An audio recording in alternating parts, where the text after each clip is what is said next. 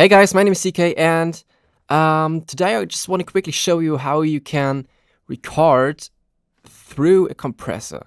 So, for example, if you have a vocalist singing, you get your mic set up, you go with a cable, obviously, to your interface.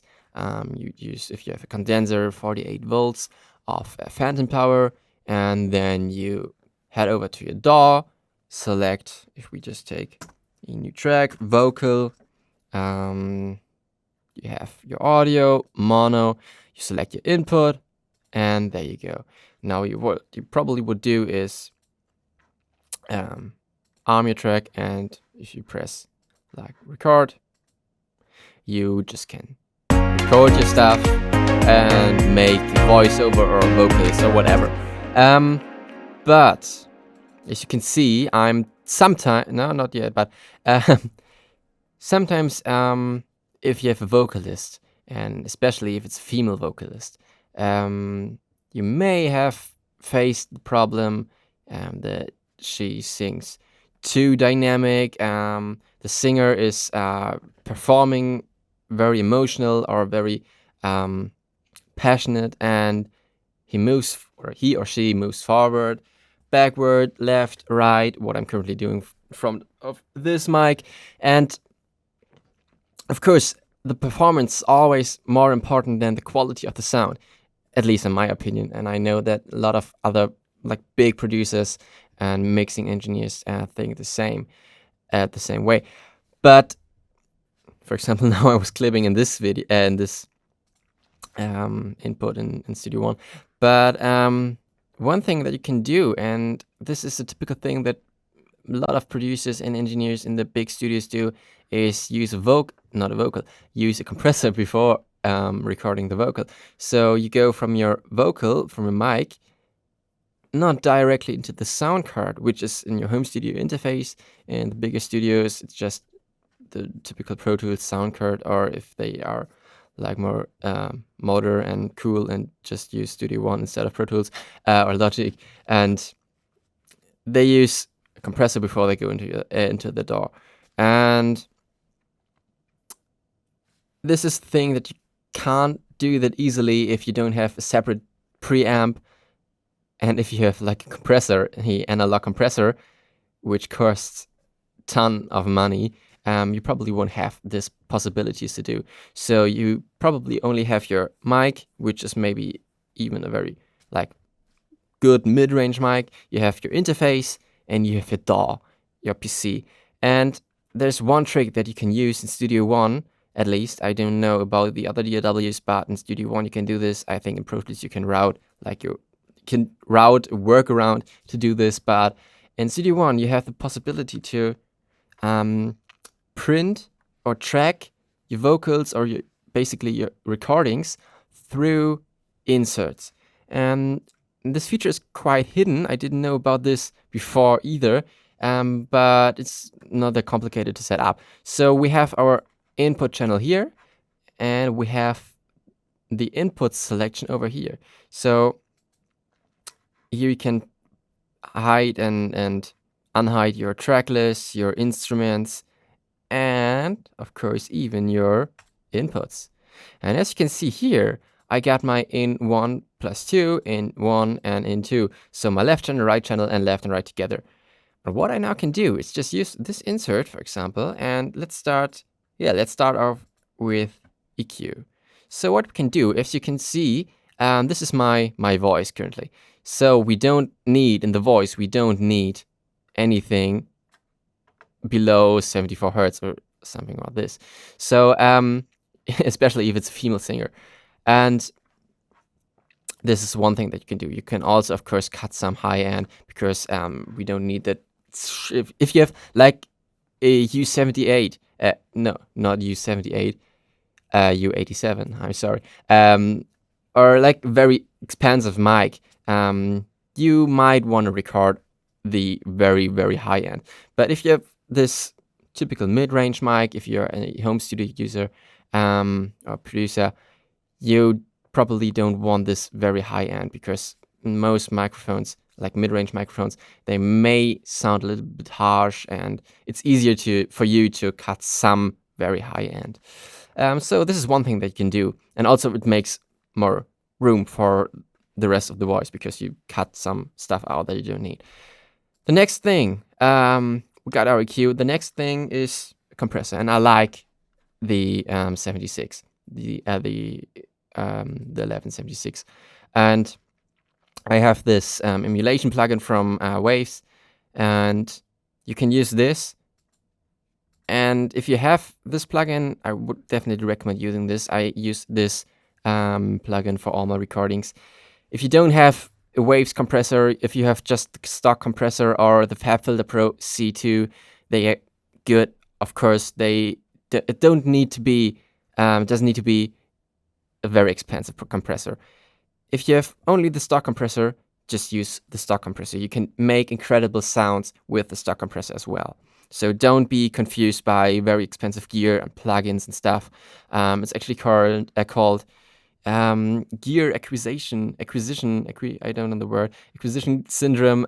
That people think they need expensive gear, expensive plugins to make better sounds or better tracks, and this is completely nonsense. You don't need this important, this not important, but this popular expensive stuff.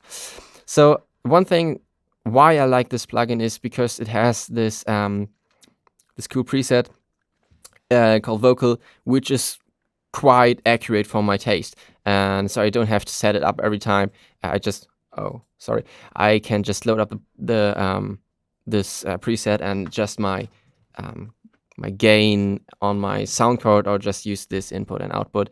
You have very accurate attack. Even if you don't know, like if you're not that advanced in using compressors, you can use this preset and see what it does. Because what's confusing about this attack, 1 doesn't mean it's short. 7 is the shortest attack in this compressor, and this is pretty confusing if you're new to this compressor, and this is one thing to consider. For a ratio of 4 to 1 actually is quite good, and you want to make sure, of course, this is a voiceover that I'm recording right now, but if you're recording vocals, you want to make sure if the vocalist sings quite emotional and not that loud and not that dynamic. For example, in the verse, you want to make sure that your gain reduction is at around 0, and then you want to ask the vocalist to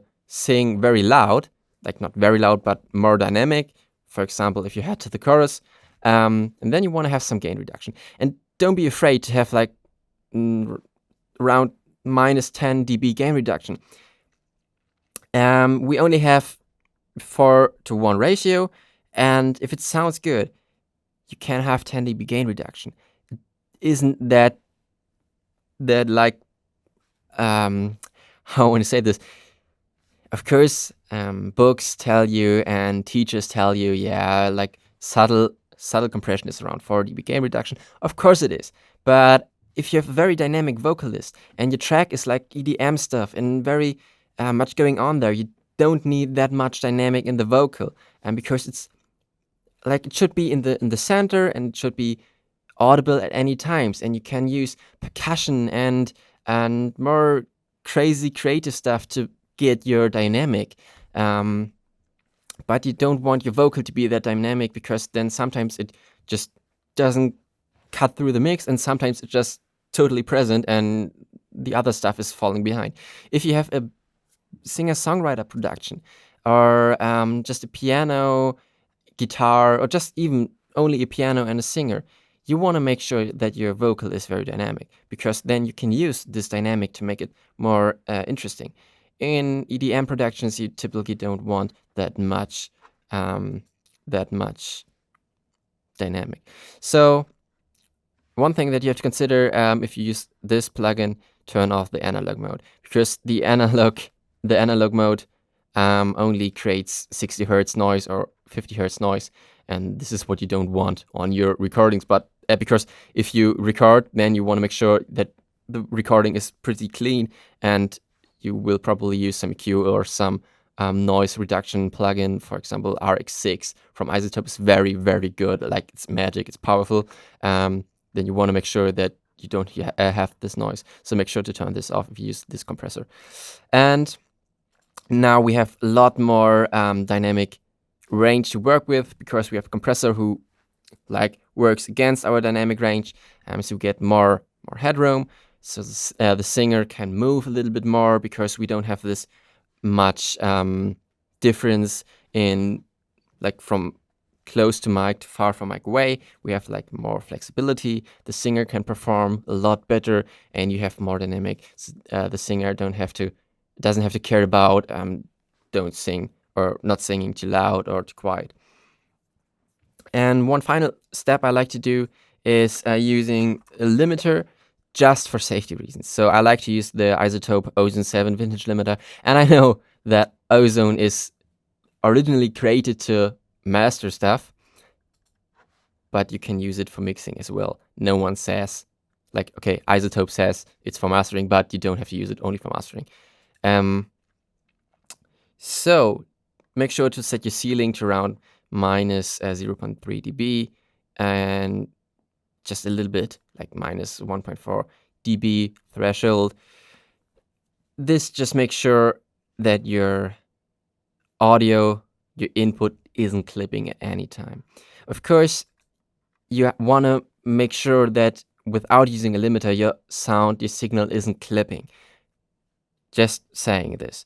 But if you have an incredible performance, you have the best recording ever, the vocalist just is amazing in this one take, but it clips, you're completely screwed. You quit and you just close your studio and go home. But if you use a limiter just for safety reasons, only for safety reasons, you can still use this recording.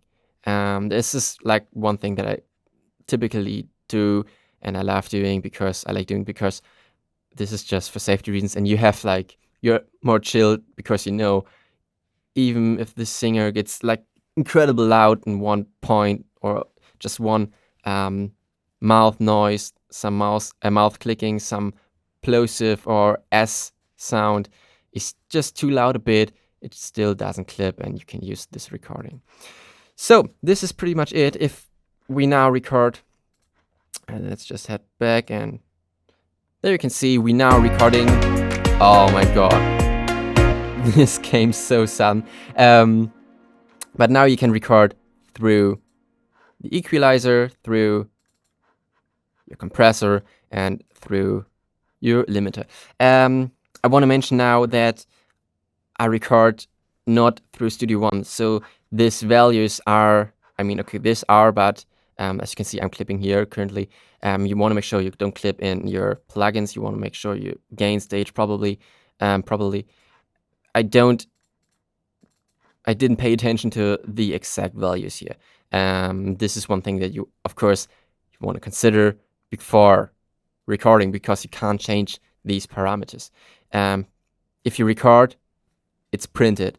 You can't, if you record stuff and you just say, okay, I want less output or whatever, if I turn this down, it doesn't affect the recording because it's printed. And this is one thing that you have to consider. So be very careful when you set up your mixing chain, not your mixing chain, your recording chain. Be very careful, and then I think you should be fine. So this is it for this video. I hope it was very helpful for you, because this is one thing that can improve your recording quality so much.